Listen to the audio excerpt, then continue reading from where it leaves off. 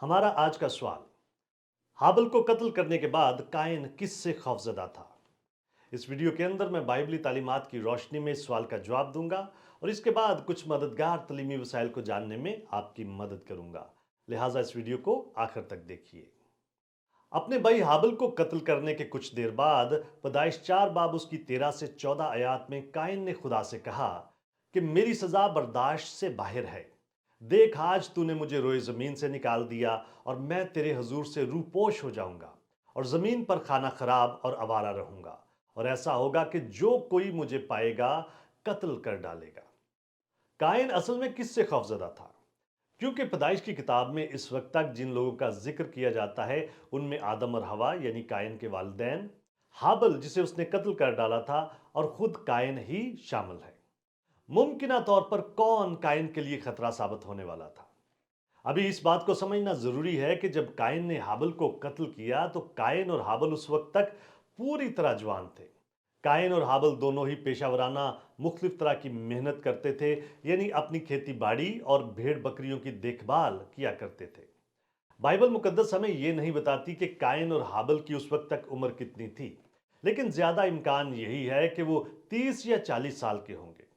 Bible मुकद्दस खुसूसन इस बात का जिक्र भी नहीं करती कि आदम और हवा की हाबिल और सैत के दरमियान में कोई और औलाद भी थी।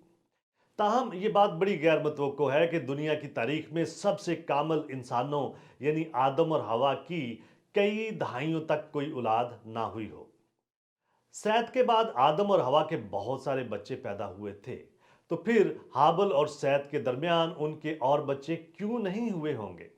बाइबल मुकद्दस ये नहीं कहती कि सैत आदम और हवा का पहला बच्चा था या हता कि हाबिल के कत्ल के बाद पहला बेटा था, बल्कि बाइबल मुकद्दस हमें बताती है कि हाबिल के इवज सैत बख्शा गया। पैदाइश 5 बाब सैत के नसबनामे का खाका पेश करता है। अपनी मौत से पहले हाबिल गालबन चुना हुआ बेटा था, जिसकी निस्बत से बिलाखर मसीहा ने आना था। बस इस लिहाज से सैत ने हाबिल की जगह ले ली थी। बस कायन किससे खौफजदा था? कायन यकीनन अपने भाइयों, बहनों, भतीजों और भांजों वगैरह से ही खौफजदा था, जो उस वक्त तक पैदा हो चुके थे और बदला लेने की सलाहियत रखते थे। कायन की एक बीवी भी थी। यह हकीकत इस बात को मजीद साबित करती है कि आदम और हवा के कायन और हाबिल के बाद मगर सैत से पहले दीगर भी बहुत सारे बच्चे थे। क्या आप और बहुत कुछ जानना चाहते हैं? हमारे चैनल को सब्सक्राइब कीजिए ताकि आप हमारी दीगर वीडियोस को मिस ना कर दें। और बहुत सारे सवालात के जवाबात को जानने के लिए हमारी वेबसाइट godquestions.org को विजिट कीजिए। क्या आपके और बहुत सारे सवालात हैं?